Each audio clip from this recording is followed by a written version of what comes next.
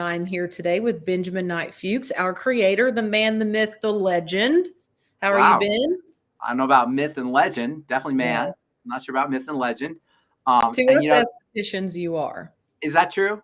It's Yes, funny. absolutely. I've been doing this for so long. There were no estheticians when I started. There were beauticians and Beauticians. cosmeticians. There were a few here and there scattered around.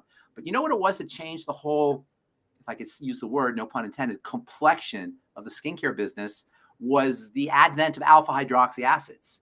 And I don't even think this was like 1991. So, you were a youngin' when alpha hydroxy acids became really popular, but they really revolutionized skincare. And when they came out, I mean, it was like one of the biggest things to ever hit the skincare business after what we're going to talk about today. What we're going to talk about today is really the thing that kicked the skincare business into high gear, the anti-aging skincare business. And that is, of course, retinol, which we get a lot of questions about. Yes. So I thought today we should cover this really interesting topic, retinol being super important for anti-aging and wrinkles and acne and a lot of other things too, but also associated with a lot of problems and a lot of confusion. Yes. So let's chat about retinol, Miss Slack. So as an esthetician myself, I own my own small little boutique spa here in Arkansas. It is always probably like the number one thing I talk about. So, and I'll tell you, Ben, I'm not a huge fan of retinols. I am very reactive to retinols. I've never had a good experience until Truth Treatment Systems. And we'll talk a little bit about why. But I see all the time my clients coming from a derm or from another esthetician, a lot of times just having way too many overactive ingredients on top of the retinol, and they don't quite realize that it is an exfoliant and they're just packing on all these actives one after another. Right. But I want to talk a little bit about why we're getting skin reactivity when we're using retinols, and then diving into the different types of retinols. Okay. So retinol is merely a stimulant, and it does activate certain inflammatory factors and immune factors, but that's how it works. That's how it accomplishes its benefits. You're a bodybuilder, and I developed a lot of my ideas in skincare, as I was telling you, around bodybuilding. What do we do when we exercise? We're actually, when you're lifting weights, okay, you're doing curls. What happens when you do curls? What happens to your biceps when you do curls? You're tearing them up. Tearing them up, yep.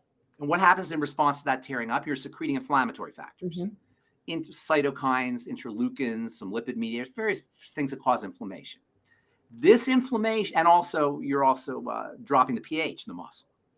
So this inflammation, which is associated with the disturbances in the muscle and a drop in the pH, sounds like it's a bad thing. You got, oh my God, you got this inflammation, you got this irritation. But what happens the next day, Hannah? Or the day after? Rest. What's that? Well, no, you have to rest. Say you rest. It's true. You do have to rest, and that's very important. And we'll talk about that here in a second. But what happens after you stimulate? You get the inflammation, you get the irritation when you're doing your curls, and then you rest. What happens the next day or after you rest? What's that? Bingo.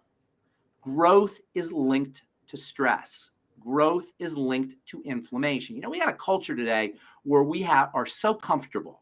We got so much food. We got clothes. We got a roof over our heads. We're so comfortable, but at the same time, we're so sick and obese and cancer-ridden and diabetes-ridden. You see, the human body is designed from millions of years of evolution to thrive under conditions of stress.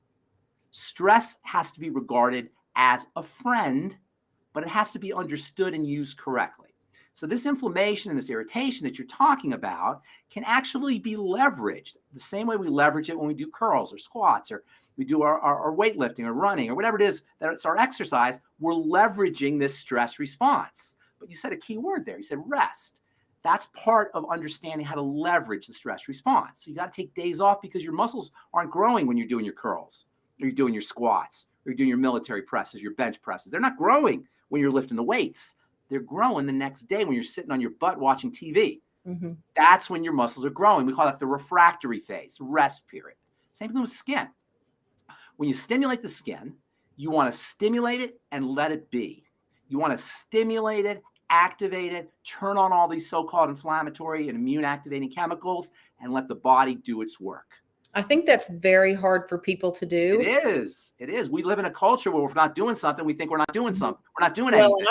I have to force myself to not work out. Exactly. Same with exfoliating. If a woman sees something on their face, they have to constantly exfoliate it off. Oh, I must need to exfoliate more. I need to do Yes, more. I need to do more. And it's the opposite. Leaving it be is really hard for us to do. Sitting on our butt watching TV is sometimes hard for us to do. We don't really feel comfortable unless we're in activity, but we don't realize is there's really activity happening when we don't see it happening. Our body is doing the activity. We may not be rubbing off the dead skin, but our body is taking care of it. Our skin is taking care of it. So we have to understand how to leverage the rest period, and learning how to rest. Ironically, it seems like we love to relax and we love to rest. Have you ever been stuck in bed all day, or you can't get out of bed, you're sick and you have to stay in bed, or you're in the hospital and they won't let you out of bed? It feels terrible. You want to do something. You want to move around. We have to learn to leverage the rest response if we're going to maximize the benefits of the stimulation.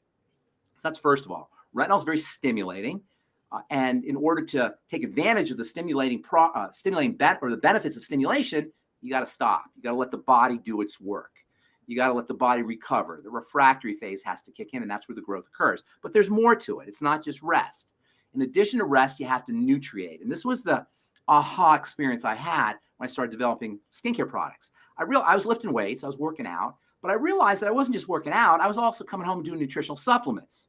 And this was back in the 1980s, and nutritional supplementation is still kind of a weird thing, and you're kind of a health nut if you were doing supplements. And I remember reading the bodybuilding magazines and the muscle building magazines, and we'd see, oh, creatine, oh, whey protein, oh, enzymes, oh, bromelain, oh, we would saw all these supplements. And I got fascinated with nutritional supplementation. Of course, I was also in pharmacy school, so I was studying medicine, literally medicine. I was studying drugs and pharmacology. Pharmacology worked on the body. We also studied nutrition in pharmacy school. So I was starting to get the idea that there was this combination of lifting weights, taking days off, and simultaneously nutriating the body was the key to building muscle and building a body. And it was also there was also a relevance to the skin. We could also take this thing that we knew that was tried and true for building muscle. People have been lifting weights for building muscle since the days of the ancient Greeks. So people knew about exercise building muscle, having an anabolic means building, having an anabolic effect for the body. What I thought, my aha experience was, what if we took those strategies and applied it to the skin? Could we get the same anabolic effects on the skin that we knew we would get on the body by lifting weights, taking days off, and nutriating? And indeed, that was the case. Mm-hmm. So this is how I came up with the concept of treatments of stimulating the skin and then taking days off and then nutriating the skin. I call, by the way, stimulation and taking days off exerrest. Instead of exercise, I call it exerrest, to show that there's two pieces to the puzzle. There's two parts to the exercise process. Exer-rest. There's stress and rest, and they're equally important. You don't want to overstress. You don't want to over-rest. You don't want to understress, and you don't want to under-rest. You want to do it just at the right balance, and at the same time, you want to drive nutrients into the skin and into the body when you're lifting weights, but the same thing can be applied to the skin. So when you say you have irritation from retinol, and it's very common. Number one, you got to take rest periods. Number two, you got to nutriate, and many of us are under-nutriated in general. But many people have skin issues or are concerned about the skin or concerned about anti-aging or oblivious to the concept of nutrition. Mm-hmm. For example, internal essential fatty acids are like nature's aspirin. Mm-hmm. So they have an anti-inflammatory, a calming effect on the skin. Many people, if you're not supplementing, it's almost guaranteed, you're going to be deficient in essential fatty acids, and that will make the skin more sensitized. In fact, essential fatty acid supplementation is one of the secrets to not having sensitive skin. Another internal nutrient that's very important for calming the skin down is vitamin E. Another is probiotics, and the digestive connection to sensitive skin should not be underestimated by the end user or by the skincare professional. In fact, there's a molecule that's secreted out of the intestine when you have something called leaky gut. Have you ever heard of this condition? Mm-hmm. Leaky gut, right? The intestine actually becomes inflamed and things get secreted into the blood. There's a molecule that bacteria make and the body make, cells of the body make too, that's very pro-inflammatory and almost always associated with sensitivity reactions on the skin. It's called histamine. Now, you've heard of histamine. Most people have heard of histamine. But when people think of histamine, they think of antihistamine. They very rarely think of histamine as being produced in the body in response to various allergic substances in the air. Some people might, but they hardly ever think of histamine as being secreted through the digestive tract, or through the intestine, I should say. And this histamine is produced in response to bacterial secretions or overloaded bacteria. There's a condition called SIBO, small intestinal bacterial overgrowth, where lots of bacteria start to proliferate in the small intestine. These bacteria secrete histamine into the bloodstream, and this will exacerbate skin sensitivities, not to mention other biochemical problems, including female health problems, and even cancer can be associated with this histamine response. And almost always you'll find in people who have sensitive skin, some people say, oh, I'm allergic to everything. Everything I put on my skin makes me break out. And, there are some people who break out from the sun. There are some people who will break out from the shower. They'll take a warm shower and they'll start to get rashes. Or I've talked to women who break out from bra straps. From the, just the pressure of the strap on their. Well, and you have like graphesthesia. So I had chronic hives where I would get whelps if I touched my skin, and it was all food related. All food related. Bingo. That's called dermographia, by the way. And some people will sign their name and it'll be raised in their arm. These are classic manifestations of a histamine response, which in turn are classic manifestations of leaky gut following SIBO. Now, I don't want to get too much on a digression about the intestine, although really you have to be an intestinal expert if you're going to be a skin expert. And today's modern esthetician has to do more than the estheticians of the past. And today's modern esthetician has access to more information than estheticians of the past. So today's esthetician can really make a difference in people's skin, whether it's just plain old aging skin, or whether it's acne skin, or whether it's eczema or psoriasis, or whether, as you say, sensitive skin, by understanding the relationship between intestinal health and the skin. So what you're talking about, and that is a real clue. If I was counseling you and you told me, oh, I'm having a response to retinol, and then you said to me, oh, but I have dermographia also, I'd say, bingo, that's a histamine response. No wonder why you're having an issue with retinol. And also, when histamine responses get really severe, or when immune reactions get really severe, you can have something called mast cell activation syndrome. Have you heard of this? MCAS. Mast cells are cells in your body. They're immune cells. They live in your intestine, in your blood, in your connective tissue, in your skin. These mast cells are loaded with histamine and other immune factors. And when you have attacks in the bloodstream through the intestine from bacterial particles, immune particles, food particles, these mast cells will explode and you will become super sensitive to everything. And that's where all of these problems come, like the dermographia and the sun sensitivities. They're not mere histamine responses. These are typically mast cell activation syndrome. And again, I don't want to digress too much, although we can do this on another talk because we're here to talk about retinol. But really, the key point I want to make is retinol should not cause sensitivities when it's done correctly, when it's used correctly. Retinol should not cause skin sensitivities when it's used correctly. And our best-selling product, the truth, by the way, is our Retinol 5% gel. Now, as an esthetician, that's unheard of. Most retinol products are like 0.1%, 0.2%, 0.01%, a trace amount. In fact, as a pharmacist, we have a saying in pharmacy, the dose makes the medicine. I'm very serious about doses. And I'm very serious about formulating for my clients to make sure that we're really making a difference on their skin, and my products and my formulations are really valuable for the client. They're not just like window dressing or something superficial that you're rubbing on the surface of the skin. They're really going to have a benefit on the skin. And so I use high concentrations. But as you said, and as our clients know who are buying our 5% retinol, you can use our 5% retinol, which is really pretty darn incredible. The reason I chose 5% for my formulation, by the way, I don't know if you know this, is because in pharmacy, you probably heard me say this, tretinoin or Retin A, which is the active form of vitamin A, is about 100 times weaker than retinol. And the standard dose of tretinoin or Retin A is 0.05%. Multiply that by 100. Retinol 5% gives our clients, your clients, anybody who's using our products, the benefits of a prescription strength retinol or retinoic acid or vitamin A type product without having to go to the doctor, without having a prescription. So when you use our Truth Retinol 5% gel or Truth Retinol 1% gel, you're getting an equipotent formulation that's the same potency as a prescription drug. But here's the thing, and you kind of alluded to this. A lot of the reactions that people have with retinol are not just the retinol that's in the product, but the other ingredients in the product. You see, formulation is not as simple as just putting an active ingredient in a base. This is why the skincare business is so popular and why there's so much DIY and there's so many skincare companies out there. It's because basically they take a base, which is like a vehicle, they think of it like a cake, and they put a little chocolate in it. And they say, here's my chocolate cake. Or they say, here's my vanilla cake, or my banana cake, or my carrot cake. And all it is just a cake with a little carrot in it, a little banana in it, or a little chocolate in it. That's how skincare is done.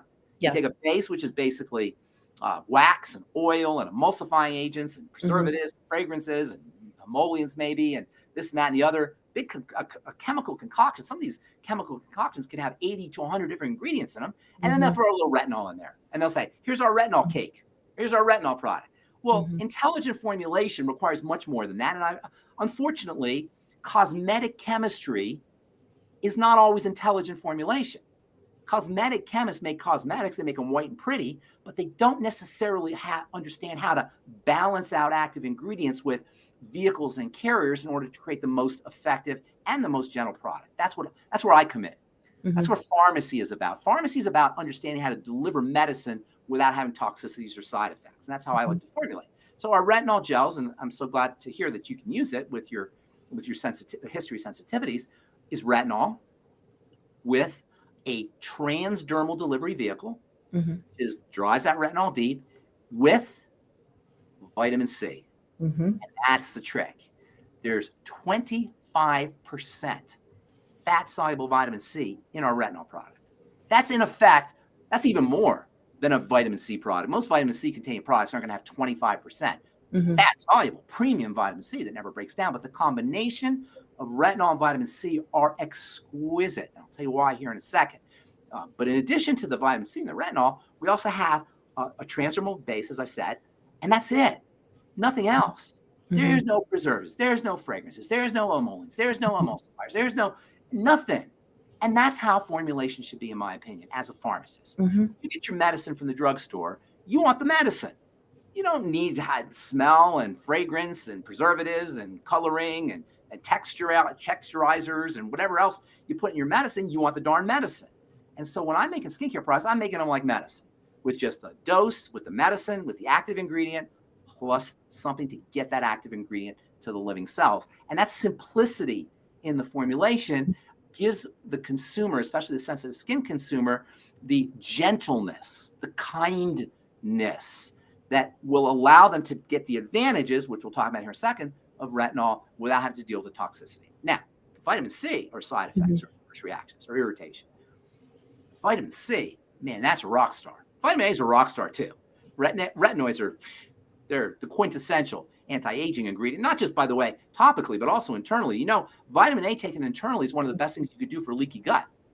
It helps patch up a leaky gut. So in addition to being anabolic for the skin, it's anabolic for muscle, it's anabolic for bone, it's anabolic for the line of the intestine. It's also an immune boosting vitamin. It's an anti-cancer vitamin. It's just a phenomenal vitamin. But vitamin C is also a phenomenal vitamin. Now, vitamin C has a lot of problems associated with it, as does, by the way, retinoids or retinol. But we've addressed those problems by using a fat-soluble form of vitamin C. In fact, some people will tell you, oh, you should never use, you may have heard this, oh, no, vitamin C and retinol, they don't go together. You should never use the two. And even skincare professionals I've heard say this. Even physicians, medical professionals will say this. Not true. Well, they're talking about the water. Bingo. Yeah. They're talking about ascorbic acid, which is the water-soluble form, the cheap form. Yeah. And I get so upset, you know, as a formulator who cares about my patients. Pharmacists care about our patients. The cosmetic chemists at the skincare companies, they don't see their patients. They're in a lab somewhere, or even worse, they're a marketer or a bookkeeper who's decided to be in the skincare business, who decided, oh, I'm going to be in the skincare business and I'll just make skincare products, la, la, la. No, pharmacy's different. We have a relationship with our with our patients. We love our patients. And vitamin C is so kind and so protective that when it is in the right format, not the cheap kind, not the ascorbic acid, water-soluble version that turns brown and it breaks down, it's drying and it's irritating, when it's in the right format, not only does it impart a complete spectrum of anti-aging benefits, including stimulation of collagen and upregulation of skin fats and better keratinocytes and skin barrier and antioxidant protection.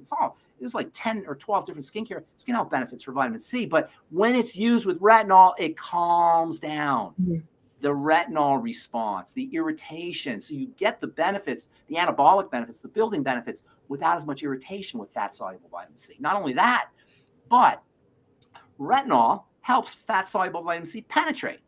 So each help each other. They work synergistically. Retinol and fat-soluble, stable, not the water-soluble kind, fat-soluble vitamin C are synergizing partners. Vitamin C makes the retinol work better, and the fat-soluble vitamin C makes the retinol work better, and the retinol makes the fat-soluble vitamin C work better. And this is what accounts for the extreme gentleness, kindness, and as well as the really dramatic skin health benefits you get with our Truth Retinol gel. And I have a few different retinol products, but our basic ones are the Truth Retinol 1% and 5% gels. I also love our serums too, by the way, which are even kinder and even gentler for people who really have a problem. I don't know if you've used our 1% or 5% serum yet? 1%. 1% serum. That's even gentler. We started slow. We started slow and moved up. That's another thing I was going to tell you is that's another thing you want to do with retinol is you want to start slow. If you just, when you start lifting weights, say, right, you don't get on the bench and start benching 225 pounds. You start off with 25 pounds. And then the next day you're up to 30. And the next week you're up to 45. And the next week you're up to 90. And, you gradually build up.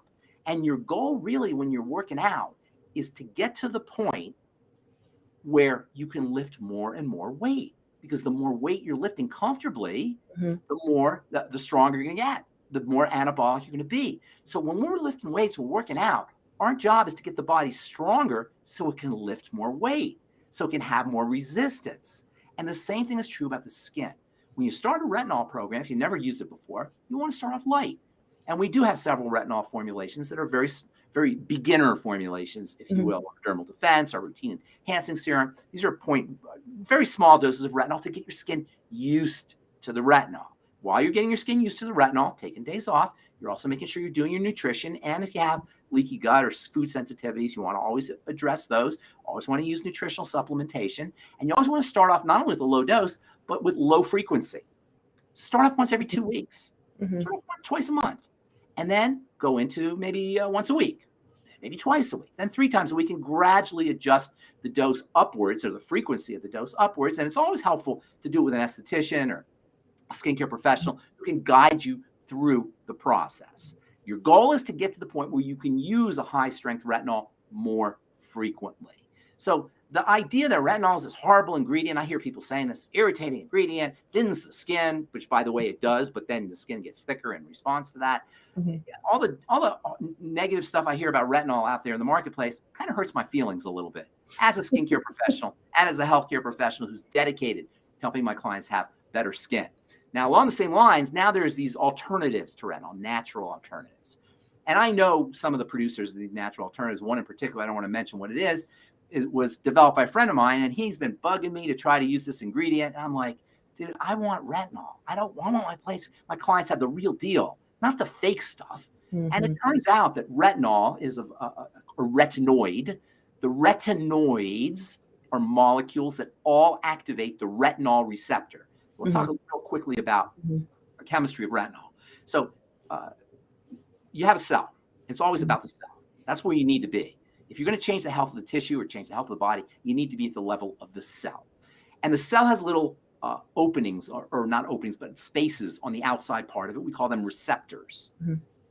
Retinoids are a family of molecules that are found throughout nature that will sit on that retinoid receptor and activate the cell. What's more is retinoids will actually get pulled into the cell itself, into the nucleus where the genetics are. This is really where the effects of retinol occur. And it actually gets an escort, a chaperone, from the outside into the nucleus where it can interact with the genes, the genetics, to turn them on, to make things happen. In biochemistry, we say it's an epigenetic factor.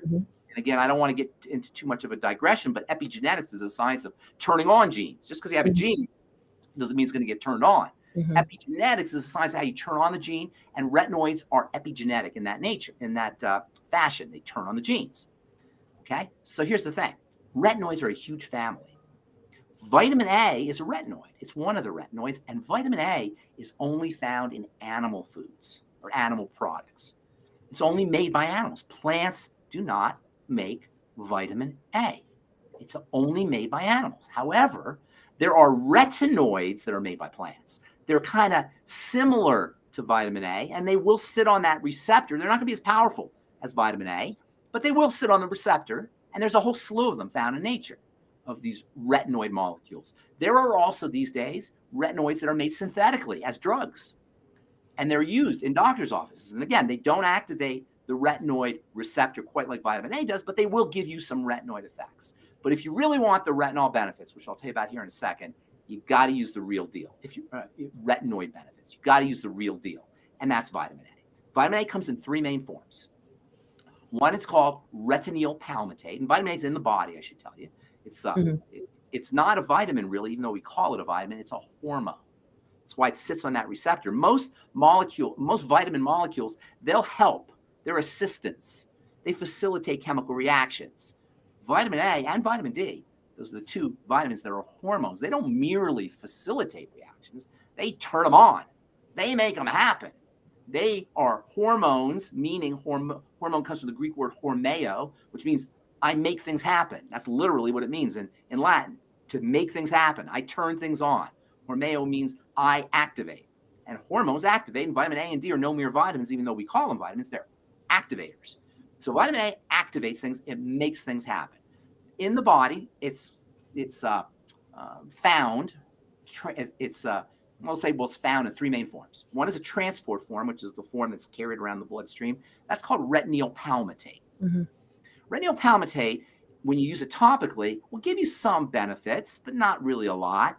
You'll see it in the cheaper skincare products. In fact, I'm starting to see it advertised now as pro-retinol. There's some companies that realize that they can call it pro-retinol. Pro means it's a precursor. It gets turned into retinol. And that's true. Retinol palmitate can get turned into retinol. And I never thought of doing this, and I'm going to start doing it. But this company thought of, hey, we're going to call it pro-retinol, so we can take advantage of everybody's good feelings about retinol and not have to use retinol. This is the sneakiness of the skincare business. So retinol palmitate is now being called pro-retinol by some skincare companies because it gets turned into retinol. Very weak, has some benefits. It can get turned into retinol by enzymes in the skin, but it's nowhere near the same potency as retinol. The most active form of vitamin A is so active that it requires a prescription. You can't get it over the counter. And it is really active. Of course, that's called retinoic acid, also known brand name tretinoin. And you'll find it in a product called Retin A. And that is a really, really effective active ingredient. And Retin A and tretinoin and retinol, or retinoic acid, are the only FDA-approved ingredient or product that is approved, has an indication for anti-aging and wrinkle reduction and improvement of photo damage. No other ingredient is officially has an official indication for anti-aging and improving photo damage other than retinoic acid. So that's how powerful retinoic acid is. It does require a prescription. Now, I knew about retinol. I'm a pharmacist, and we studied retinoic acid at length. We studied a lot of retinoic acid, and we studied a lot of skincare and cosmetic formulations in pharmacy school. So I knew how powerful retinoic acid was, and I'd seen it work firsthand in my pharmacy. Not just, by the way, for helping folks with photo damage and aging, but also with acne, which we'll talk about here in a second, because retinoids are also very important for acne patients, both internally and topically. So I wanted my patients to have the advantage of this wonderful ingredient, but I didn't want them to have to deal with a doctor, and that's why I came up with retinol. Retinol gets turned into retinoic acid. It's much weaker, about 100 times weaker, but it does get turned into retinoic acid, the active form of vitamin A. Plus, retinol has its own benefits on its own, independent of its conversion into retinoic acid. So what are some of those benefits? Well, there's so many reasons why you want to use retinoids topically. For one thing, they're anti-wrinkle. They promote the proliferation of skin cells, i.e. keratinocytes. They strengthen the epidermis. They strengthen the stratum corneum. Ironically, for people who have sensitive skin, if you use retinol correctly, you're going to have less sensitive skin because you have a stronger barrier, you have a thicker epidermis. Of course, you got to start, like we said, you got to start slowly. You got to take rest periods. You got to work on digestive health. But it turns out that retinol actually gives you a stronger epidermis, actually gives you a stronger stratum corneum in the long run, much like lifting weights gives you stronger biceps or quads or whatever muscle you're working. It also helps prevent water loss, which is really interesting.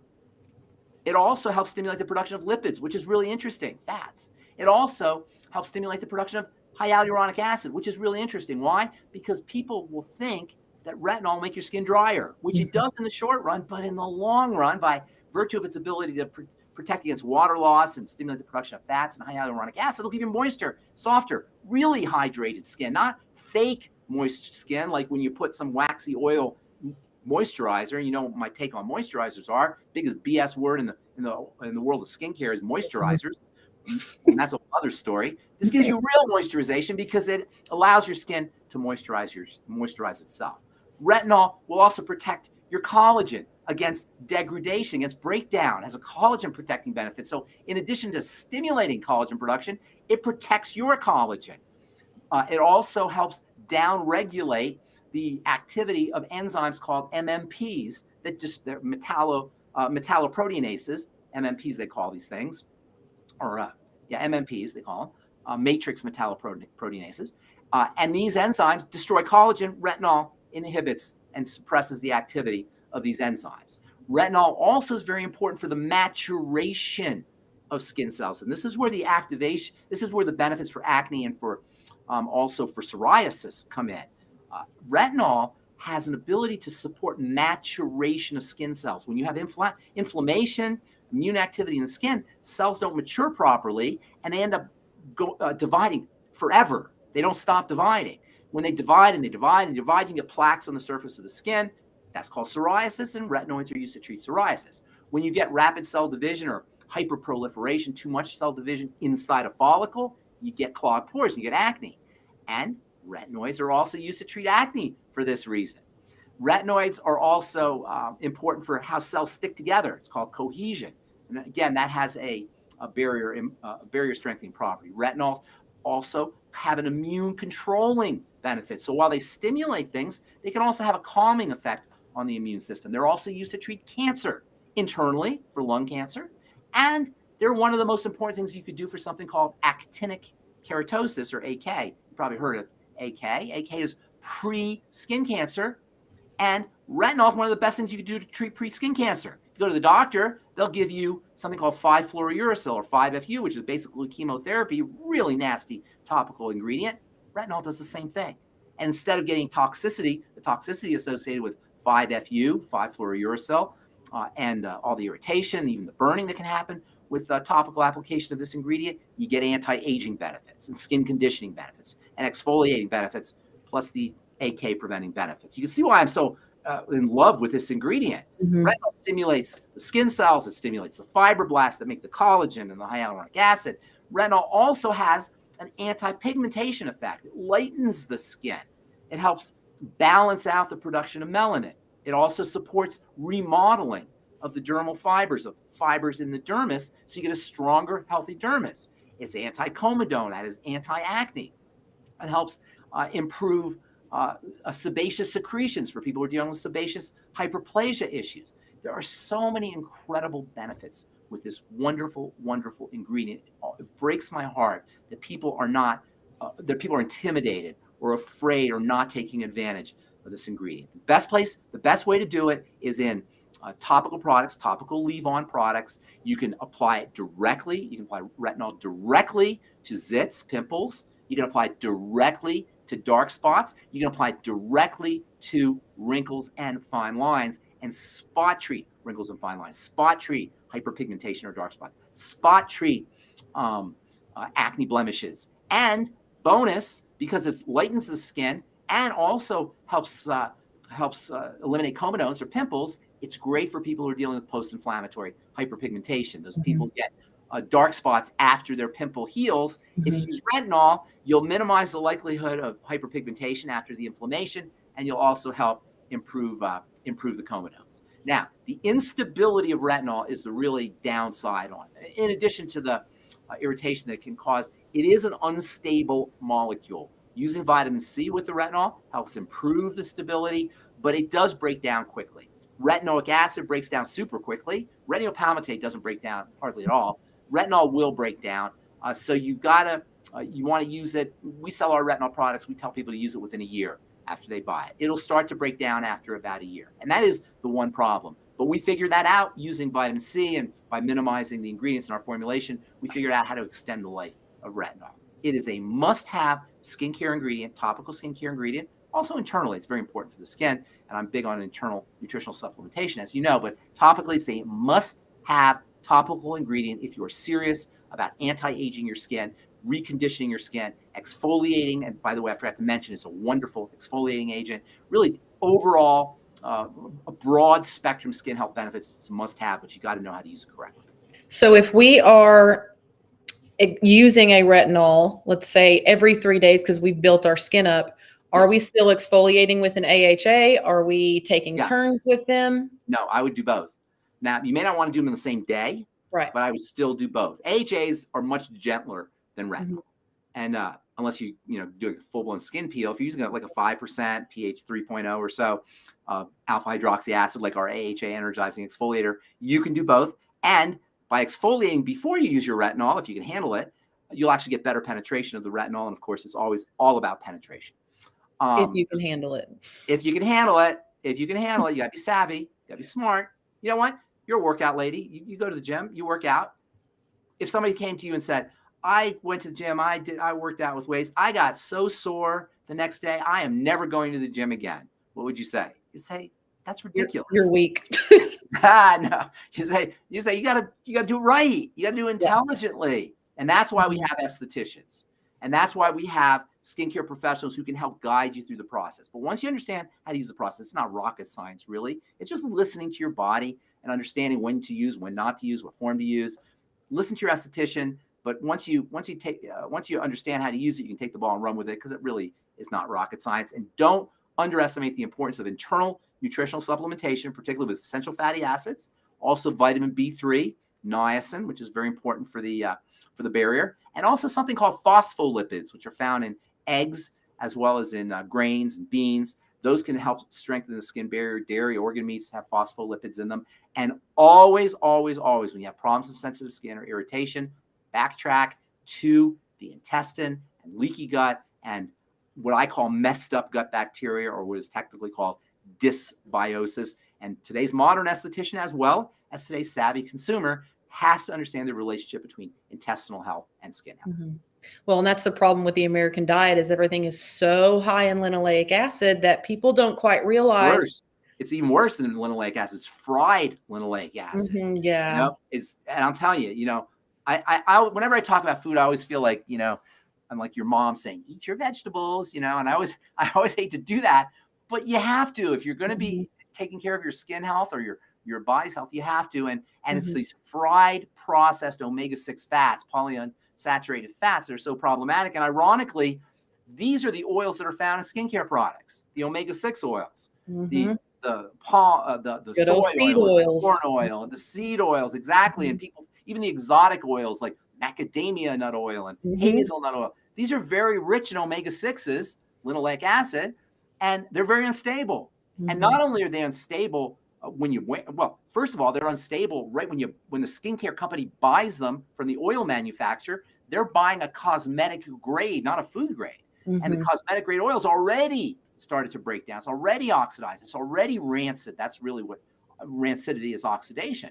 And so even before it's even been put in the product, it's already broken down. Then you heat it, you put it in the product, it's broken down further. You put it on your skin, it's broken down further. It contacts the sun, oxygen, it oxidizes. I never use vegetable oils in my omega-6 vegetable oils, or really any vegetable oils in our skincare products. I'll use jojoba oil sometime, which of course is not really an oil, even though we call it an oil. But these polyunsaturated vegetable oils, which can be very important taken internally if they're stable, are really, really problematic. And I never use them in skincare products, and they can exacerbate irritation. And if you have a retinol product with a polyunsaturated omega-6 oil, linoleic acid, as you say, you're really asking for trouble.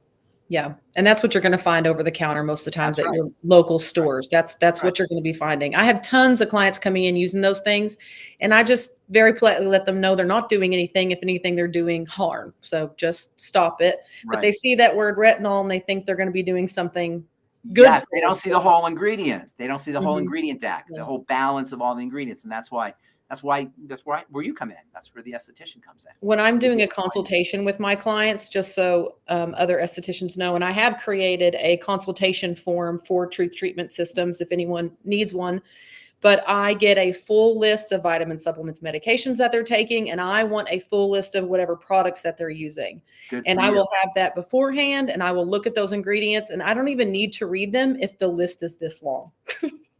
If the list is this long, it's I know, right? already stopped. Why would anybody want to put 80 to 100 different ingredients on their skin? Literally, there are products that have 80 different ingredients in them. They're so Crazy. egregious.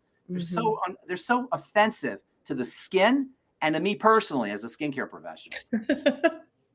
Okay, so a couple more questions really Sure. quickly. If a client comes in and they are having very reactive, as they would say, since they're a sensitive skin type, and they're wanting to start a retinol, what would the first things you would do? I mean, I would be pushing omegas. I'd be asking what vitamins and supplements, but what would we do skincare wise? Let's say they're on too many active ingredients or not good ingredients at all in their And they're products, breaking out and they get rashy or irritation. or peely, or, a lot of Well, times I'll peely see, is not necessarily a problem because that's going to stimulate new tissue. But the rashy, redness, the yeah, inflammation, so a couple burning. burning, right? Mhm. So the couple things. First of all, you want to start off low dose. And by low dose, I'm talking 0.2, 0.3%. Like, But for when example, their skin is this way, we can go ahead and start them on a oh, low no. If they're, dose. you mean if they're already inflamed when they come Yeah, to you? yeah, I see what you're saying. Yeah, no, you want to calm the skin down. okay, So the best way to calm the skin down, if people are willing to do it, and not everybody's willing to do it, is to fast. And by the way, yeah, intermittent fasting or fasting, you're reading about it every day mhm, as far as its health benefits, and for good reason, because it is one of the most powerful, not only overall health strategies, Hannah, but bodybuilding strategies. mhm, You will actually build muscle when you fast intelligently or when you practice caloric restriction intelligently. mhm, Obviously, if you're working out, you need more calories and you got to have nutrition for sure. But occasional fasting will actually turn on anabolism. And that's actually built into the body because think about it from an evolutionary perspective, when there were no calories or when you were starving, you'd mhm, have to go out and hunt. You'd have to mhm, go out and forage. So the body developed a system where when calories were scant, it would turn on anabolism. It would actually even turn on energy production with ketogenesis mhm. to burn fat. So fatting can actually turn on fasting, I should say, can actually turn on energy production and turn on anabolism. Now you gotta be a little careful because you don't want to be starving. You don't want to be deficient in nutrients, but understanding how to be careful and sort of artistic about how you input calories and energy into the system can actually be very anabolic and very building. Nonetheless, if somebody does have inflammation, irritation, first thing I would do is I start working on the digestive system. Fasting tends to calm everything down, not just for the skin, but also for people who are dealing with autoimmune diseases, Mhm. inflammatory diseases, pelvic diseases in women, or reproductive issues. All of these symptoms from all of these conditions will tend to subside when you fast, as that stream of toxicity that's getting into the bloodstream through a leaky gut is going to stop. So I have them fast. Then when they start eating again, note your skin's reactions and your Mhm. digestive reactions to specific foods. And it helps to write everything in a food diary. Mhm. And then you start to eliminate foods. Then there are nutrients that you can take that support intestinal health and support digestive health. For one, probiotics, good bacteria, very important. For another, as we talked about earlier, vitamin A can help strengthen the intestinal lining, as can collagen peptides. Also, digestive enzymes can be important for a couple of reasons. Number one, they improve the body's ability to break down proteins, which can be, if they're not broken down correctly, can be very stimulating for the immune system or activating for the immune system. But also, digestive enzymes taken on an empty stomach are anti-inflammatory, and they can actually calm the skin down as well as calming down joint inflammation or overall immune inflammation in the body. So digestive enzymes with food and on an empty stomach. Stomach acid, believe it or not, in terms of not just stomach acid, but apple cider vinegar taken with meals can actually help support the activity of digestive enzymes and have an antibacterial effect for this condition called SIBO. Mhm. Bile salts also can have an antibacterial effect for SIBO. There's a product called Hyperimmune Egg, which is made by a company called Youngevity. I don't know if you heard of Youngevity. They're a company that I've been endorsing for many years. They make a product called I-26, which kills bacteria in the intestine for people who are dealing with SIBO, which can help with leaky gut. Hmm. Then there are also antihistamines, Mhm. not Benadryl antihistamines, but nutritional antihistamines. Mhm. Vitamin C is an antihistamine. Zinc is an antihistamine. Endocannabinoids, THC and CBD, have antihistamine properties. Melatonin has antihistamine properties. So there's lots of ways that you can calm down histamine. There's a wonderful enzyme which is made by made in the body, but some people don't make enough of it, called DAO, diamine oxidase, which also has antihistamine properties. So all of these are all places that I would work on the inflamed patient, or the patient who has inflammation, skin inflammation, skin irritation, redness, rosacea, any kind of skin activity, skin immune activity. These are all places that I would work before I put them on retinol. Then once the skin's a little bit calm, then you can start your retinol program, starting with a very low dose retinol in combination with fat soluble vitamin C. Of course, you can get that from us. Our Truth routine enhancing serum is a great place to start. Low dose retinol, and then gradually build yourself up into a 1% and then into a 5%, playing with the frequency, maybe once a month, twice a month, going into 3 times a month, then once a week, then twice a week, kind of playing around with the frequency until you find a sweet spot that you like. And our retinol serums, our retinol 1% and retinol 5% serum, are extra gentle for people who really, really want mildness with their retinol and still getting the benefits of retinol. Go with our retinol serums. Over the years as an esthetician, I've heard multiple times that we should take breaks when using a retinol. And by that, I mean 3 months on, 3 months off, 3 months No, you don't on, want 3 months. off. No, not 3 months off. You don't want 3 months off. It doesn't hurt to take a week off, though, or a couple weeks off. But there's really no need for it, because the skin will calm down enough between maybe 3 days or 4 days. So you're not going to get that much more benefit by taking 2 weeks off, or a week off even, than you would get for taking 3 or 4 days off, because the skin's calming down enough in 3 or 4 days. And I forgot to mention, there are internal supplements you can take specifically for the skin that will strengthen the barrier and calm the skin down. Take it internally, and that's, of course, essential fatty acids, which I call nature's aspirin, which have aspirin-like effects, anti-inflammatory effects, particularly omega-6. And by the way, omega-3, and omega-6 has a reputation for being pro-inflammatory, and omega-6 or omega-3s are called anti-inflammatory. You need inflammation for healing.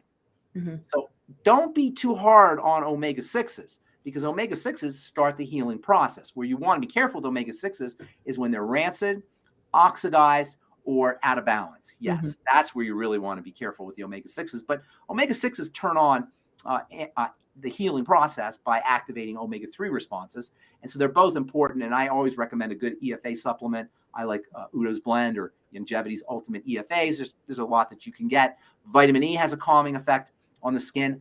Vitamin B3, niacin, has a calming effect on the skin. Phospholipids that we talked about earlier, they can strengthen the barrier and have a calming effect on the skin as well. So taking care of intestinal and digestive health, taking care of skin nutrition, internal, using retinol and other topical vitamins like topical vitamin C, as well as vitamin E topically. Vitamin K can have a nice wound healing benefits, can contribute wound healing benefits. Vitamin D is really important for the skin. All of the vitamins. I like to think of skincare as being topical nutrition. Yep. I think using skincare products as an opportunity to dose your skin with nutrition the way we should be taking nutritional supplements internally. I think a lot of times as estheticians, we only know what we know. Now we have information out there. It is all available for us. But I do feel like we are always just trying to treat issues from the outside in. And the more we start to understand that we can really make a difference from the inside out and then maintain it from the outside. Yes. We always say, the skin is the body's largest organ. It's an organ. It's like your liver. It's like your intestine. It's like your spleen. It's like your lungs. It's like your heart, like your brain. It deserves a full-fledged organ treatment, which means nutrition, food, and nutritional supplements. And they're both important, by the way, both food and nutritional supplements. They work together. I always tell my clients that your skin is kind of the dumping grounds. It's where it's telling you something's wrong inside. And and they have to put the work in. A lot of times it's much harder for us to change our eating habits. A bodybuilder can make it look pretty easy, but it is difficult to change your eating habits and do those elimination diets. Oh, yeah. You have to kind of push your clients like, do you really want good skin results? Because this is what it's going to take. That's right. And I love how you said dumping ground, because that's literally what it is. The blood is where the toxicity is. It will dump those toxins out in the skin and in the connective tissue in general. The connective tissue is the great dumping ground. It literally, like you said, of toxicity from the blood. When I was a kid, I used to have a messy room. I was kind of like one of those slobby kids, and my mom would come in and say, Benji, you clean up your room. And I would have this really foolproof method for cleaning my room, as hideous as in like a minute, 2 minutes. What did I do? I stuck everything under the bed. Shove it under the bed. Yep. And that's what the body does. It shoves everything under the bed, except in the bed, to the body, the bed is the connective tissue. And the dermis, of course, is filled with connective tissue. So it's a very short jump from toxicity in the blood, which of course comes in through the intestine, to dermal toxicity and immune and inflammatory reactions.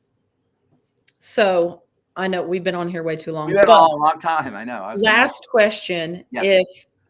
If we who carry your products, we have someone that comes in with reactive skin and we're wanting to put them on a retinol, what are the products you want them on?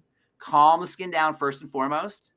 Use our omega-6 healing cream, which is one of the most calming topical skin care products you'll ever use. It's actually designed as a burn cream. You can use it for first aid as much as for calming the skin, as much as for anti-aging or for moisturization. Great on your lips. So calm the skin down. If you have to have the client do a fast, really education, because a lot of clients don't realize that their sensitive skin is coming from the intestine. So explaining, doing a food diary, elimination diet, topically omega-6 healing cream, less is more. When the skin is inflamed and it's activated, calm it down. Don't put anything on the skin, with the exception, like I say, of omega-6 healing cream, maybe our high hyaluronic honey cleanser, which also has a calming effect on the skin. And then gradually start to add in, as the skin's calming down, gradually, carefully start to add in the more stimulating ingredients like your retinol and like your alpha hydroxy acids. Yep.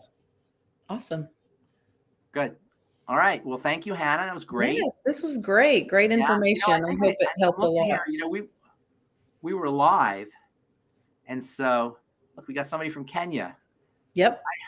Do you see this? I do. Yep. Thank you, Eric. I hope all that makes sense. Why is Retin A Micro so expensive? Real quick, Retin A Micro is an unnecessary product. They figured out that if they encapsulate the retinol or protect the retinol a little bit, it'll be less aggressive to the skin. And so it costs a lot of money. It's also a prescription drug. Go with retinol. If you're using Retin A Micro, I would suggest that you start off with our dermal defense 0.3% and then gradually work your way up. You'll get the vitamin C too, of course. And that's another benefit to using our retinol products versus Retin A Micro or any other Retin A prescription product. Wonderful. Awesome. So we're going to be doing this quite often, right? We're going to be doing this regularly. Olga. I didn't know we had people on here live, so I didn't even. Yeah, they're watching. Okay, but if you guys have any topics you want us to discuss or any questions, go ahead and comment on these platforms and we will respond as quickly as we can. Okay. And you know what? If you guys send an email to Hannah at truthtreatmentsystems.com, and she'll forward to me, I'm putting together a little PowerPoint on this talk, and I will I'll send that out to you. It'll be a brief thing, but it'll be nice, and especially for an esthetician, it'll be nice for you to have as a reference. Wonderful. Thank you, Ben. Okay, Hannah, great to see you. Yes. I look forward to seeing you tomorrow. We have a founders meeting tomorrow. That's right, we do. And then we'll do this. Let's plan on doing these regularly. All right. Thank you guys for watching.